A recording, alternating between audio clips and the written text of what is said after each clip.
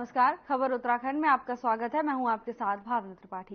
रुक करेंगे प्रदेश की तमाम बड़ी खबरों की ओर। उत्तराखंड के सीएम धामी ने पौड़ी में मंडल स्तरीय और जिला स्तरीय अधिकारियों के साथ बैठक की और जिले के विकास कार्य और मानसून सीजन की चुनौतियों से निपटने के लिए अधिकारियों को सख्त निर्देश दिए। सीएम ने कहा कि मानसून सीजन में अधिकारी सतर्क रहें और तत्परता दिखाकर आपदा के हालातों से निपटें। सीएम ने कहा कि लैंडस्लाइड की घटनाएं अधिक हो रही हैं, जिसका असर चारधाम यात्रा पर भी पड़ रहा है, जिससे घंटों सड़कें बाधित हो रही हैं और यात्रियों की मुसीबत बढ़ रही है। ऐसे में बिना देरी के सड़कों को खुलवाने का कार्य लोक निर्माण विभाग और बीआरओ टीम करे। सीएम ने समीक्षा बैठक से पहले 133 करोड़ रुपए की योजनाओं का शिलान्यास और लोकार्पण भी किया। सीएम ने सरकार की योजनाओं का लाभ जन जन तक पहुंचाने के निर्देश भी अधिकारियों को दिए।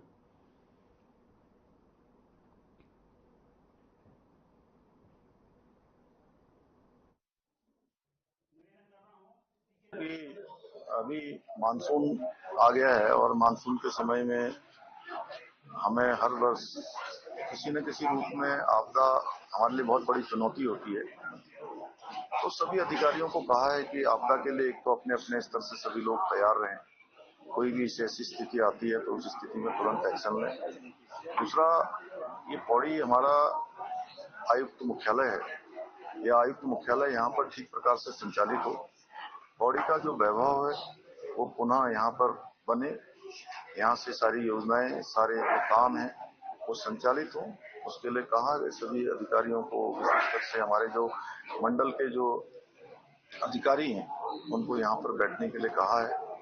इस समय में आप देख रहे होंगे कि मानसून सीजन शुरू, माननीय मुख्यमंत्री जी ने जो भी संदर्भ में संबंधित विभाग है, विशेषकर जैसे पीडब्ल्यूडी डिपार्टमेंट है, उनको आदेशित किया और माननीय जिला अधिकारी महोदय को आदेशित किया कि आप इस बारे में मानसून सीजन को देखते हुए तुरंत इसमें जो भी कार्रवाई होती है और सरलता से जो भी लोग हैं, जो भी जनपद के निवासी हैं, एक संदेश जाना चाहिए कि मतलब सरलता से काम निकले और कोई काम पेंडिंग न पड़े। देखिए, मुख्यमंत्री जी ने निश्चित रूप से कड़े शब्दों में अधीनस्थों को बोला ही है, जितने भी नौकर साथी, जिला स्तरीय मंडल स्तरीय नौकर साथियों को बोला कि आप इसमें तुरंत कोई भी काम पेंडिंग न हो। कहीं न कहीं इससे संदेश जाता है कि ये शिकायतें माननीय मुख्यमंत्री जी के पास है कि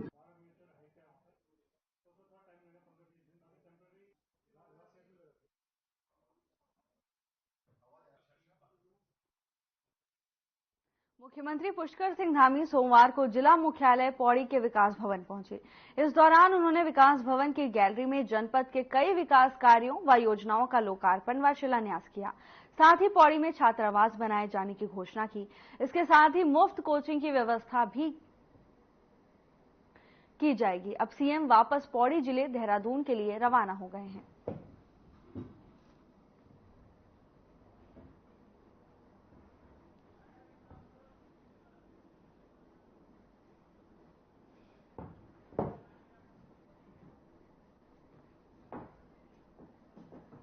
खबर देहरादून से है, जहां नदियों का चैनलाइजेशन न करने, बाढ़ राहत के कार्य न करने और नदियों से मलबा न हटाने के मामले में दायर जनहित याचिका पर मुख्य न्यायाधीश ऋतु बाहरी और न्यायमूर्ति राकेश थपलियाल की खंडपीठ में सुनवाई हुई। अदालत ने राज्य सरकार से इस मामले में 2 सप्ताह के भीतर स्थिति स्पष्ट करने के लिए कहा है। मामले की अगली सुनवाई जुलाई अंतिम सप्ताह में होगी। तो वहीं इसको लेकर कांग्रेस के प्रदेश प्रवक्ता शीशपाल सिंह बिष्ट ने सरकार पर तंज कसते हुए कहा कि उत्तराखंड विषम भौगोलिक परिस्थितियों वाला प्रदेश है, जगह जगह आपदा का खतरा बना रहता है, लेकिन सरकार इसे लेकर कोई तैयारी नहीं कर रही है।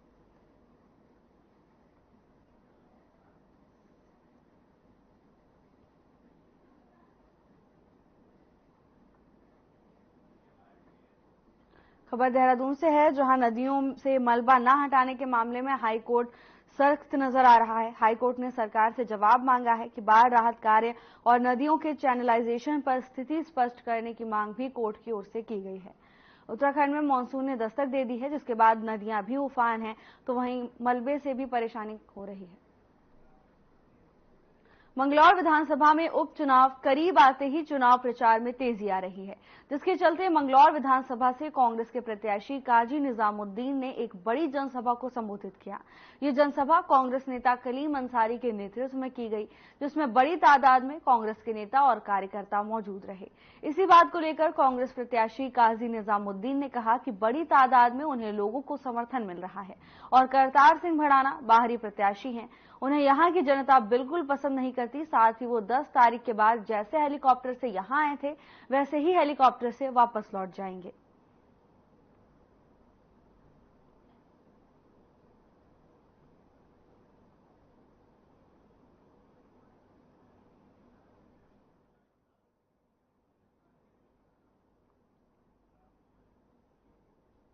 खबर मंगलौर से है, जहां पुलिस की कार्यशैली से नाराज कांग्रेस के दिग्गज नेताओं ने धरना प्रदर्शन किया और पुलिस के खिलाफ जमकर नारेबाजी भी की और प्रदर्शन किया।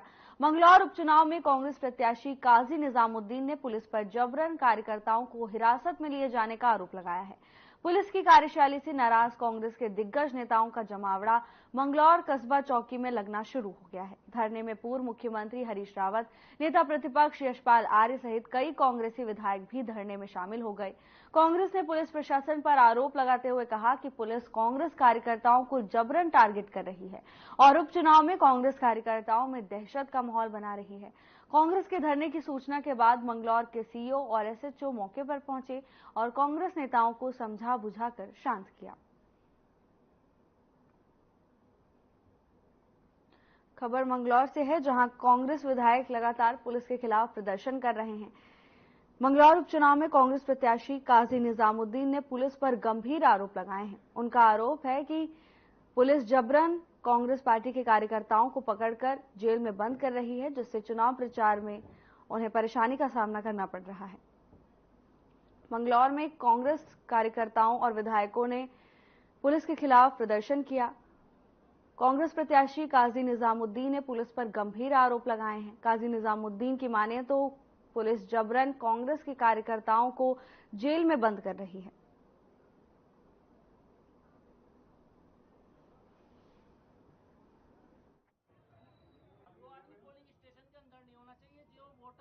मामला है, हमारे निवर्तमान सभासद को यहाँ लाकर बिठा लिया। शाम इनके भाई को लाए थे, फिर छोड़ दिया, अब इनको लाए हैं। पूछते हैं तो कहते हैं 2001 का एक मामला है। 2001 का कोई मामला है तो 2001 के बाद 5 विधानसभा के चुनाव आ गए, 5 लोकसभा के चुनाव आ गए, 5 ही नगरपालिका के चुनाव आ गए, अब तक क्यों नहीं पकड़ा? तो ये क्रोनोलॉजी क्या है कि अब बाई इलेक्शन से पहले कांग्रेस के कार्यकर्ता को आप पकड़ रहे हैं। एक नहीं, 2 नहीं, अनेक विषय ऐसे हो चुके जिसमें कि आज हमारे सब्र का पैमाना टूट गया और हम ये सोच रहे थे चलो 1 बार, चलो 2 बार, लेकिन ये तो बार बार ये अगर एक्टिविटी होगी तो फिर ठीक है, आपको कांग्रेस के कार्यकर्ताओं को मत पकड़िए। मैं प्रत्याशी हूँ कांग्रेस का, मैं चौकी आकर खुद बैठ गया। देखिए, लगातार कांग्रेस के कार्यकर्ताओं का सरकार द्वारा पुलिस प्रशासन के जरिए उत्पीड़न किया जा रहा है। एक डरी हुई है भाजपा दिखाई दे रही है, चुनाव हाथ से निकल रहा है।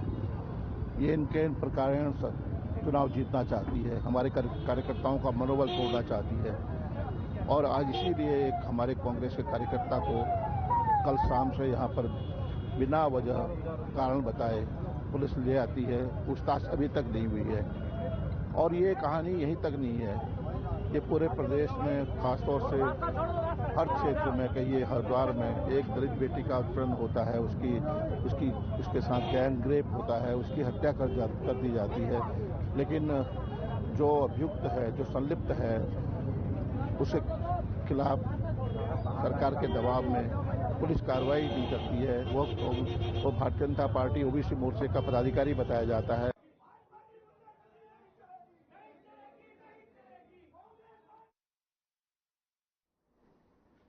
खबर ऋषिकेश से है, जहां कांग्रेस नेता जयेंद्र रमोला पर दर्ज हुए मुकदमे से कांग्रेसी भड़क गए हैं। कांग्रेसियों ने रेलवे रोड पर कैबिनेट मंत्री प्रेमचंद अग्रवाल का पुतला फूका। आरोप लगाया गया है कि कांग्रेस जनहित में आवाज बुलंद कर रही है तो उनके खिलाफ झूठे मुकदमे दर्ज कराए जा रहे हैं। नगर अध्यक्ष राकेश मियां ने कहा कि सत्ता के दबाव में कांग्रेसियों पर भले ही कितने भी मुकदमे दर्ज हो जाएं, लेकिन कांग्रेस जनहित में अपनी आवाज उठाना बंद नहीं करेगी। नगर अध्यक्ष ने कहा कि यदि शहर में बना रहे डिवाइडर की गुणवत्ता में कोई कमी नहीं आई है तो इसकी निष्पक्ष जांच कर दूध का दूध और पानी का पानी कर देना चाहिए।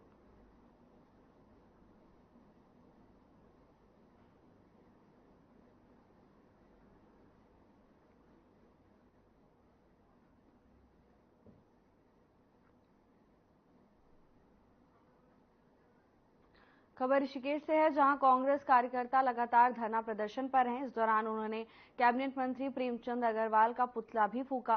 कांग्रेस कार्यकर्ताओं का आरोप है कि वो जनहित में आवाज उठा रहे हैं, इसीलिए बीजेपी की ओर से उन्हें झूठे मुकदमों में फंसाया जा रहा है। ऋषिकेश में कांग्रेस कार्यकर्ताओं ने जमकर प्रदर्शन किया। इस दौरान उन्होंने कैबिनेट मंत्री प्रेमचंद अग्रवाल का पुतला भी फूका, तो वहीं बीजेपी के खिलाफ नारेबाजी भी की गई। मौके पर पुलिस प्रशासन भी मौजूद रहा। कांग्रेस कार्यकर्ताओं का आरोप है कि उन्हें झूठे मुकदमों में फंसाया जा रहा है। हरिद्वार में प्रस्तावित हर की पौड़ी कॉरिडोर योजना को लेकर एक बार फिर से कांग्रेस ने आवाज बुलंद की।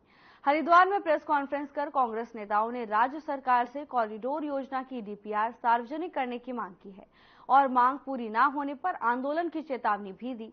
हरिद्वार कांग्रेस के महानगर अध्यक्ष अमन गर्ग ने कहा कि कॉरिडोर योजना को लेकर हरिद्वार की जनता में भय का माहौल है, इसीलिए स्थानीय बीजेपी विधायक को भी इस पर चुप्पी तोड़कर स्थिति स्पष्ट करनी चाहिए। उन्होंने चेतावनी देते हुए कहा कि हर की पौड़ी कॉरिडोर योजना के नाम पर हरिद्वार की पौराणिक और भौगोलिक स्थिति को बिगाड़ने नहीं दिया जाएगा। जल्द ही डीपीआर सार्वजनिक नहीं की गई तो कांग्रेस इसे लेकर बड़ा आंदोलन करेगी।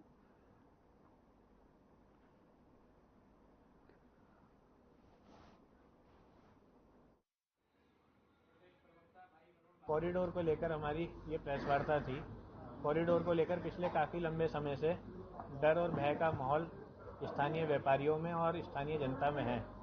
हम सरकार से और प्रशासन से मांग करते हैं कि जो कॉरिडोर की डीपीआर है उसे सार्वजनिक किया जाना चाहिए और जो यहाँ के स्थानीय विधायक हैं जो पिछले काफ़ी लंबे समय से हरिद्वार विधानसभा का प्रतिनिधित्व कर रहे हैं, हमारी उनसे भी मांग है कि वो अपनी चुप्पी तोड़ें और कॉरिडोर को लेकर स्थिति स्पष्ट करें। हरिद्वार की जो पौराणिक जो भौगोलिक स्थिति है उसको नष्ट हरिद्वार की जनता नहीं होने देगी।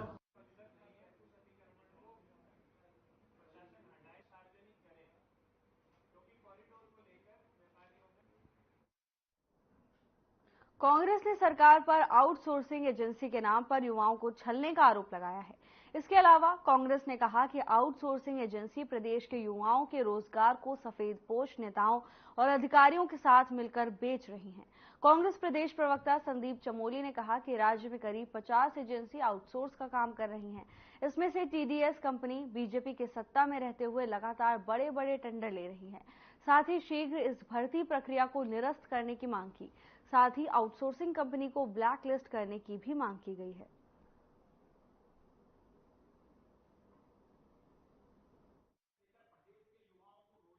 उस लेटेस्ट वर्जन से जुड़ा हुआ है जिस वर्जन में हाकम सिंह सिर्फ कहानी से गायब हो जाते हैं।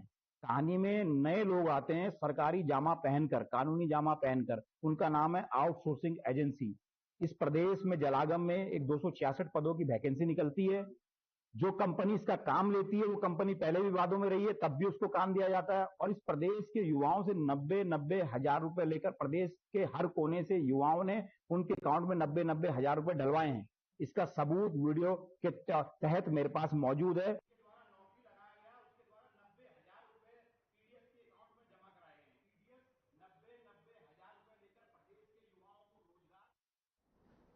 अल्मोड़ा जिले के विकास खंड सियालदे में आकांक्षी ब्लॉक में संपूर्णता अभियान के तहत कार्यक्रम का आयोजन किया गया। कार्यक्रम में लोगों को कई योजनाओं की जानकारी देते हुए लाभान्वित भी किया गया, जिसका शुभारंभ स्लट विधायक महेश जीना के प्रतिनिधि हरिराम आर्य, ब्लॉक प्रमुख करिश्मा टमटा ने किया। इस दौरान स्कूली बच्चों और समूहों की महिलाओं ने नुक्कड़ नाटक और सांस्कृतिक कार्यक्रम पेश किए और लोगों ने पौधारोपण भी किया। इसके बाद पात्रों को रिवीलिंग फंड, महालक्ष्मी किट, पशु स्वास्थ्य जागरूकता, कृषि जानकारी, गर्भवती महिलाओं को पोषण सामग्री, स्वास्थ्य शिविर में मरीजों की जांच सहित आकांक्षी ब्लॉक के कार्यक्रमों की जानकारी दी गई। यहां रीप परियोजना की ओर से सब्जी उत्पादन, NRLM के बिक्री किए गए उत्पाद की प्रदर्शनी भी लगाई गई।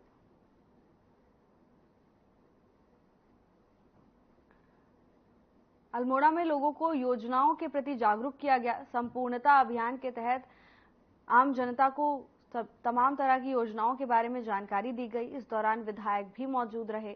भारी संख्या में लोग अभियान में शामिल होने के लिए पहुंचे थे। विधायक महेश जीना ने योजनाओं का शुभारंभ किया। इस दौरान आम जनता को तमाम तरह की योजनाओं को लेकर जानकारी दी गई।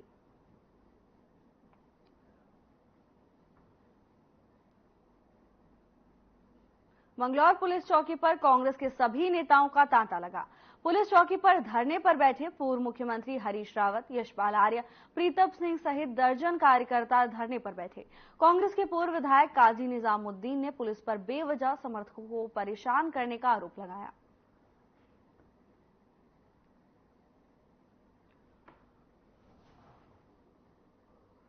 मंगलौर में कांग्रेस के कार्यकर्ता और तमाम वरिष्ठ नेता धरने पर हैं।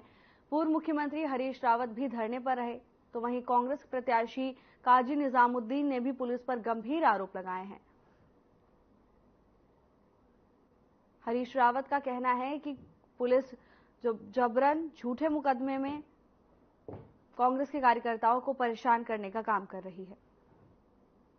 उपचुनाव से पहले सियासी सरगर्मियां तेज होती हुई दिखाई दे रही हैं, जहां मंगलौर के कांग्रेस प्रत्याशी समेत कांग्रेस के वरिष्ठ नेता धरने पर बैठे हुए हैं। पूर्व मुख्यमंत्री हरीश रावत भी धरने में शिरकत की।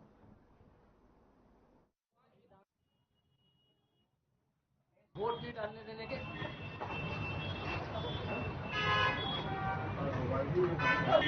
कानून को किसी को भी पकड़ेंगे, किसी को पकड़ेंगे, भाजपा के नेता को पकड़ा देंगे।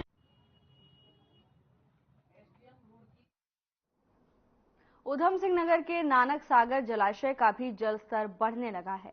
वहीं उत्तर प्रदेश सिंचाई विभाग के अधिकारियों ने मौके पर पहुंचकर नानक सागर जलाशय के बढ़ते जलस्तर को देखते हुए सुरक्षा के मद्देनजर लगभग 38,000 क्यूसेक पानी छोड़ा गया है, ताकि नानक सागर जलाशय की स्थिति सामान्य बनी रहे।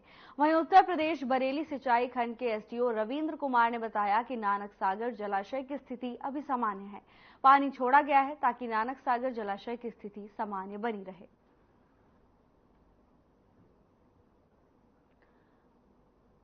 उत्तराखंड में मानसून ने दस्तक दे दी है, जिसके बाद नदियां उफान पर हैं। नानक सागर जलाशय का जलस्तर भी बढ़ने लगा, जिसके बाद कई क्यूसेक पानी छोड़ा गया है, जिससे स्थिति सामान्य बनी रहे। बारिश के कारण नदियां उफान पर नजर आ रही हैं, जिसको लेकर प्रशासन अलर्ट मोड पर है। नानक सागर जलाशय में भी जलस्तर का इजाफा हुआ, जिसके बाद प्रशासन की तरफ से कई क्यूसेक पानी को छोड़ा गया है, जिससे स्थिति को सामान्य बनाए रखा जा सके।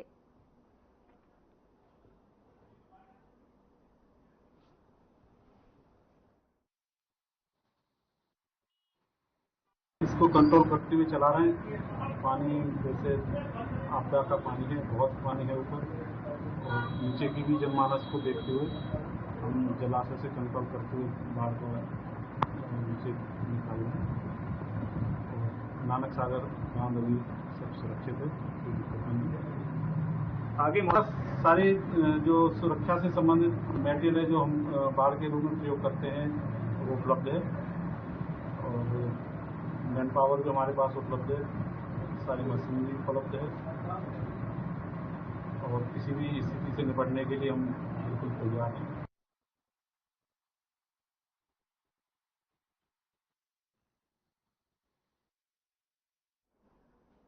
खबर देहरादून से है, जहां नशा तस्कर को पुलिस ने धर दबोचा। बता दें कि थाना सेलाकोई पुलिस ने चेकिंग के दौरान मजार के पास अभियुक्त वाजिद को 172 ग्राम अवैध स्मैक के साथ गिरफ्तार किया गया। पूछताछ में अभियुक्त द्वारा बताया गया कि वो जनपद सहारनपुर का निवासी है और वो बरेली में रिश्तेदारों से स्मैक को कम दामों में खरीदकर इंडस्ट्रियल एरिया और शैक्षिक संस्थानों के आसपास स्थानीय लोगों और छात्रों को उक्त स्मैक बेचकर मुनाफा कमाता है। अभियुक्त से पूछताछ की जा रही है। पहले भी सीलाकोई पुलिस द्वारा सहारनपुर के एक नशा तस्कर को कई नशीले कैप्सूलों के साथ गिरफ्तार किया गया था।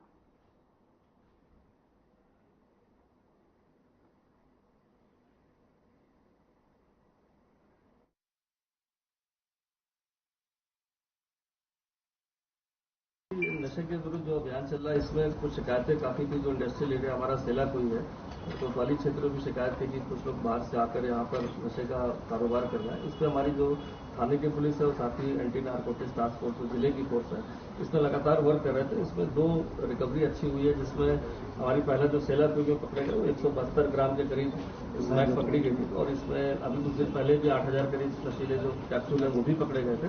ये सहारनपुर से सप्लाई लेकर आ रहे थे यहाँ पर सेला को और साथ ही साथ बरेली के लिंक्स मिले हैं जिसमें बातचीत किया गया सबको। दूसरा प्रकरण कोतवाली का है जहाँ पर भी बिजनौर के निवासी है जो यहाँ पर आकर विगत 1 माह से रह रहा था। लगातार हो रही बरसात ने जहां लोगों की मुश्किलें बढ़ा दी हैं, वहीं नदी किनारे रह रहे लोगों के घरों में भी पानी घुस गया है। हालात ये हैं कि अब बरसात से पंतनगर एयरपोर्ट में भी जल भराव हो गया है, जिसके चलते यात्रियों को आने जाने में दिक्कतों का सामना करना पड़ रहा है। पंतनगर एयरपोर्ट के रनवे में भी पानी भर गया है।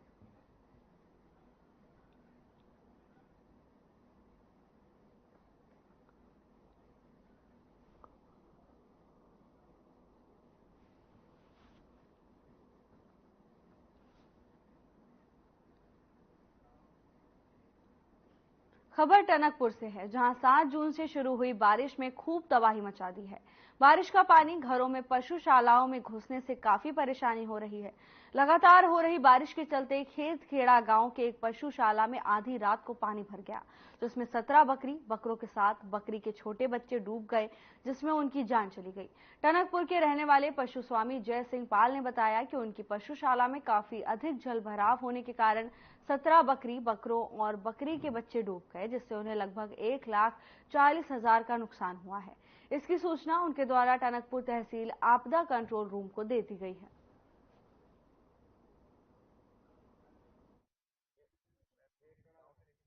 लगातार 6 दिन की बारिश से हमारे खेत खेड़ा में पशुशाला में करीबन रात 11 बजे पानी घुसने 4 फीट पानी घुसने से जहां पर हमारी 40 बकरियां बंधी हुई थी, जिसमें से 17 बकरियां पानी भरने के कारण मर गई हैं। इससे हमें लगभग करीब 1,40,000 लगभग का नुकसान हुआ।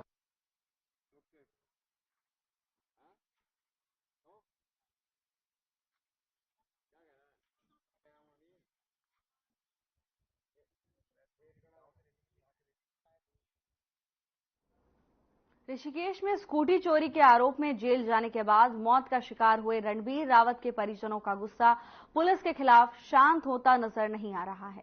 रणबीर रावत की पत्नी ने अपने बच्चों और स्थानीय लोगों के साथ मिलकर कोतावली में जमकर हंगामा किया।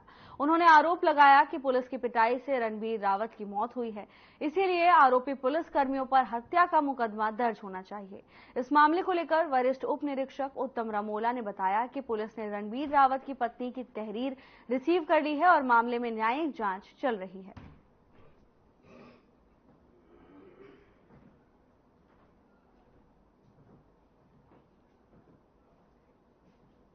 फिलहाल के लिए बस इतना ही। जल्द हाजिर होंगे नई अपडेट्स के साथ। नमस्कार।